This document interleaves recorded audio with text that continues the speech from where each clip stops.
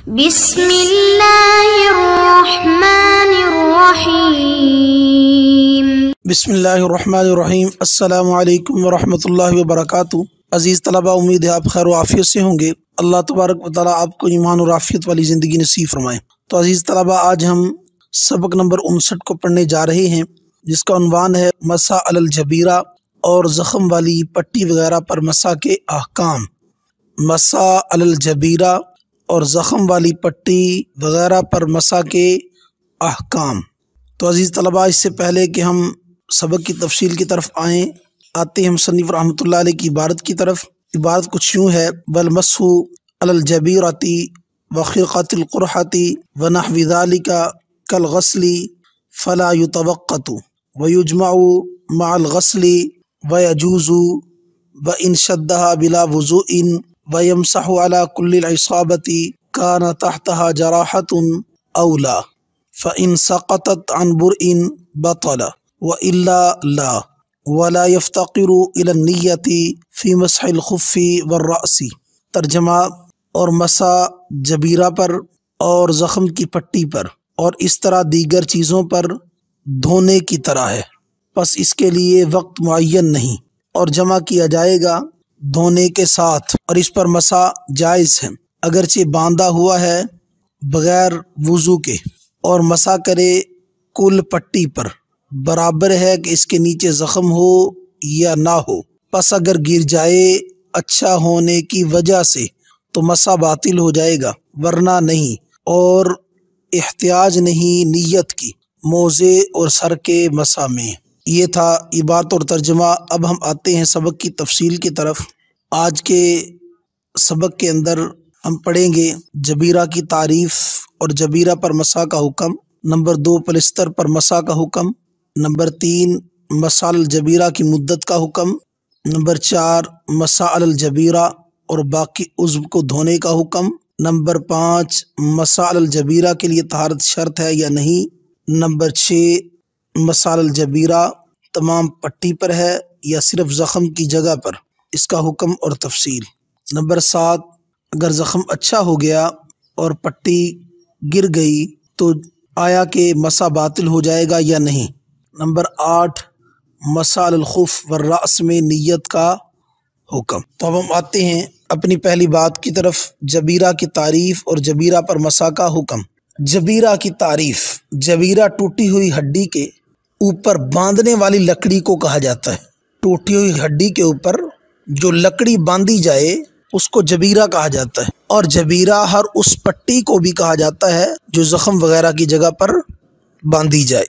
مسح علی الجبیرہ کا حکم: جبیرہ پر مٹی مسح کا حکم یہ ہے کہ مسح علی الجبیرہ ایسا ہی ہے جیسا کہ اس نے عضو کو دھو ڈالا، غسل کی طرح ہے، عضو کے دھونے کی طرح ہے۔ لہٰذا اگر جبیرہ کا کھولنا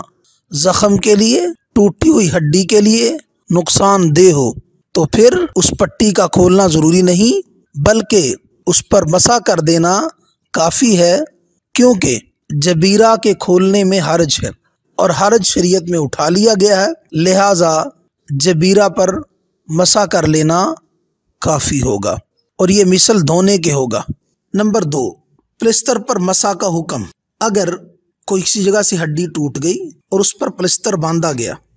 تو آیا کہ اس پر مسح کا کیا حکم ہے؟ تو تفصیل اس کی یہ ہے کہ اگر پلستر کھولنا زخم کے لیے مضر ہو تو پھر مسح کر لینا کافی ہے، پلستر کا کھولنا ضروری نہیں، وہ پلستر ہی جبیرہ کے حکم میں ہوگا۔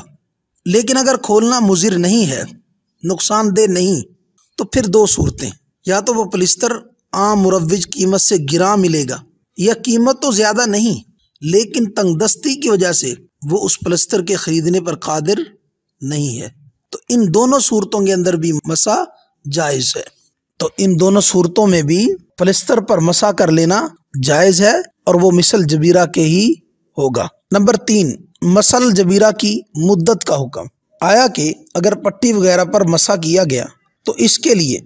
کوئی وقت مقرر ہے یا نہیں؟ تو تفصیل اس کی ہے کہ مسح علی الجبیرہ کے لیے کوئی وقت مقرر نہیں، بلکہ زخم کے ٹھیک ہونے تک اس پر مسح کرنا جائز ہے، کیونکہ مسح علی الجبیرہ کی حد معین کرنے میں کوئی حدیث یا روایت وارد نہیں ہے، برخلاف مسح الخفین کے کہ اس کے لیے وقت مقرر ہے، اور نیز اس لیے بھی کہ جبیرہ پر مسح ما تحت الجبیرہ دھونے کی طرح ہے، لہذا اس کے لیے کوئی وقت مقرر نہیں، جیسے ما تحت الجبیرہ جس عضو کو دھویا جاتا ہے، جب اس کے لیے کوئی وقت مقرر نہیں، لہذا مسح الجبیرہ کا بھی کوئی وقت مقرر نہیں ہے، جب تک ضرورت ہے اس وقت تک مسح کرتا رہے، اور جب تک وضو باقی رہے گا تو اس کا مسح بھی باقی رہے گا۔ نمبر 4، مسح الجبیرہ اور باقی عضو کو دھونے کا حکم، یعنی اگر کسی شخص نے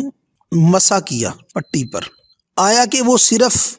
اس پٹی اور زخم کی جگہ مسح کر لے گا، یا پٹی اور زخم کا مسح کرے گا اور باقی عضو کو دھوئے گا؟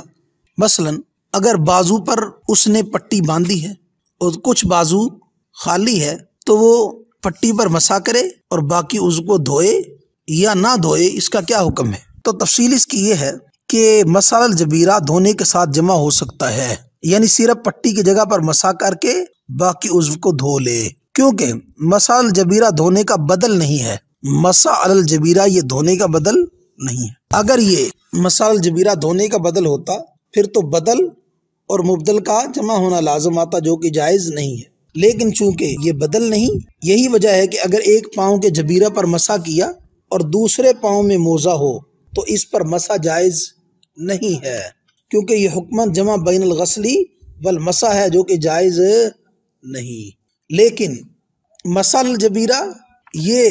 غسل کا بدل نہیں، لہٰذا اگر کچھ عضو پر پٹی باندھی گئی تو اتنے عضو پر مسح کر لیا جائے،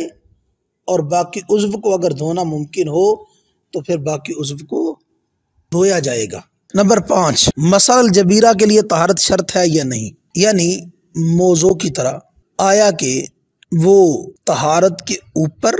یعنی طہارت کر کے جبیرہ کو باندھے تب مسح جائز ہے یا ہر صورت میں مسح جائز؟ تو تفصیل اس کی یہ ہے کہ مسح الجبیرہ جائز ہے اگرچہ اس کو بغیر وضو یا حالت جنابت میں بھی باندھا ہو، کیونکہ احد کے دن حضرت علی رضی اللہ تعالیٰ کی کلائی ٹوٹ گئی تو جناب رسول اللہ صلی اللہ علیہ وسلم نے حضرت علی رضی اللہ تعالیٰ کو جبیرہ پر مسح کا حکم دیا، چونکہ اس حدیث میں اس کا کوئی ذکر نہیں کہ جبیرہ طہارت پر باندھا گیا تھا یا بغیر طہارت کے، لہذا مطلق جبیرہ پر مسح کرنا جائز ہے، خواہ طہارت پر باندھا گیا ہو یا بغیر طہارت کے۔ اور چونکہ جبیرہ ضرورت کے وقت باندھا جاتا ہے تو اس حالت میں طہارت کی شرط لگانا یہ خود مفضی الی الحرج ہوگا۔ اگر طہارت کی شرط لگا دی جائے تو یہ تو اس سے تو حرج لازم آئے گا، اس لیے کہ جبیرہ اور پٹی تو ضرورت کی وجہ سے باندھی گئی ہے، اس لیے بغیر وضو باندھے ہوئے جبیرہ پر بھی مسح کرنا جائز ہے، یعنی طہارت کا ہونا مسح الجبیرہ کے لیے شرط نہیں ہے۔ نمبر 6، مسح الجبیرہ تمام پٹی پر ہے یا صرف زخم کی جگہ پر؟ تو تفصیل اس کی یہ ہے کہ بوجہ ضرورت تمام پٹی پر مسح کیا جاتا ہے، کیا جا سکتا ہے، ضرورت کی وجہ سے تمام پٹی پر مسح کیا جا سکتا ہے، خواہ اس کے نیچے زخم ہو یا نہ ہو، کیونکہ پٹی اس طرح نہیں باندھی جا سکتی کہ صرف زخم پر ہو، اور وضو کے لیے کھولنے میں چونکہ حرج ہے لہٰذا جہاں زخم نہیں اس پر بھی مسح جائز ہے، مگر یہ اس وقت ہے کہ جبیرہ کھولنا اور ما تحت الجبیرہ دھونا مضر ہو۔ اگر مضر نہیں اور کھولنے میں کوئی حرج بھی نہیں تو پھر جبیرہ کھول کر زخم کا ارد گرد دھونا اور زخم والی جگہ کا مسح کرنا ضروری ہے، زخم کی جگہ کا مسح کرنا اور ارد گرد کا دھونا یہ ضروری ہے۔ لیکن اگر کوئی شخص جبیرہ کھولنے کے بعد اس کے باندھنے پر قادر نہ ہو یا اس طریقے پر باندھ نہ سکتا ہو، اور دوسرا کوئی شخص ایسا بھی نہ ہو جو اس کو دوبارہ باندھ سکے، یا کھولنا اس کے لیے ضرر کا باعث بن سکتا ہو، تو پھر جبیرہ کھولنے کی ضرورت نہیں بلکہ اس پر مسح کر لینا کافی ہے۔ البتہ حسین بن زیاد رحمۃ اللہ علیہ سے ایک روایت یہ ہے کہ کل پٹی کی بجائے اگر اکثر پٹی پر مسح کر لیا جائے تو بھی جائز ہے، البتہ نصف یا نصف سے کم پر مسح کرنا درست نہ ہوگا۔ ایک روایت حسن بن زیاد سے یعنی امام ابو حنیفہ رحمۃ اللہ علیہ کی روایت یہ ہے کہ کل پٹی کی بجائے اگر اکثر پٹی پر مسح کر لے تو پھر جائز ہے، لیکن اگر نصف یا نصف سے کم پر مسح کرے تو یہ کافی نہ ہوگا، ایسا کرنا صحیح نہ ہوگا۔ نمبر 7، اگر زخم اچھا ہو گیا اور جبیرہ گر گیا، خود بخود کھل کر گر گیا، تو مسال الجبیرہ باطل ہو جائے گا یا نہیں؟ تو تفصیل اس کی یہ ہے کہ اگر زخم اچھا ہونے کی وجہ سے جبیرہ گر گیا تو مسال الجبیرہ باطل ہو جائے گا، کیونکہ جس عذر کی وجہ سے مسال الجبیرہ مشروع تھا وہ عذر زائل ہو گیا۔ لیکن اگر زخم ٹھیک ہوئے بغیر جبیرہ گر گیا تو مسح باطل نہیں ہوگا، کیونکہ جبیرہ گرنے کے باوجود جواز مسح کا عذر موجود ہے۔ لہٰذا اگر زخم ٹھیک ہوئے بغیر جبیرہ کھلا، اس صورت کے اندر مسح باطل نہیں ہوگا، کیونکہ عذر موجود ہے۔ تو جب تک عذر باقی رہے تو جبیرہ پر مسح کرنا ایسا ہی ہے جیسا اس کے نیچے سے دھونا، بخلاف موزہ کے کہ اگر وہ موزہ نکل گیا تو مسح باطل ہو جائے گا، خواہ کسی عذر سے نکل گیا، خود بخود نکال دیا۔ اگر موزہ مسح کیا ہوا تھا، موزہ پہنا ہوا تھا، اب موزہ نکل گیا، کسی بھی عذر سے چاہے نکل گیا، تو موزہ نکلتے ہی وہ مسح باطل ہو جائے گا۔ نمبر 8، مسح الخف والراس میں نیت کا حکم، یعنی موزوں پر مسح کرنا یا سر کا مسح، اس میں نیت کا کیا حکم ہے؟ تو تفصیل اس کی یہ ہے کہ موزے اور سر کے مسح میں نیت کرنے کی ضرورت نہیں ہے، کیونکہ یہ وضو کے اجزاء ہیں۔ تو جس طرح کل وضو میں نیت شرط نہیں، یعنی جیسے وضو کرنے کے لیے نیت شرط نہیں ہے، اسی طرح موزے اور سر کے مسح میں بھی نیت شرط نہیں۔ البتہ بعض حضرات کی رائے یہ ہے کہ مسح الخف میں تو نیت شرط ہے، کیونکہ یہ تیمم کی طرح دھونے کا بدل ہے، لیکن مسح الراس میں نیت شرط نہیں۔ مگر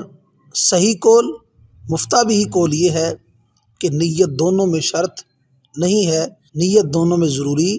نہیں ہے۔ تو عزیز طلبہ، یہ تھا ہمارا آج کا سبق۔ اللہ تبارک و تعالی دین کی صحیح سمجھ نصیب فرمائے، اللہ تبارک و تعالی تفقہ فی الدین نصیب فرمائے، دین سمجھ کر اس کے مطابق عمل کرنے کی اور اس کی اشاعت کرنے کی توفیق نصیب فرمائے۔ آخر دعوانا الحمدللہ رب العالمین۔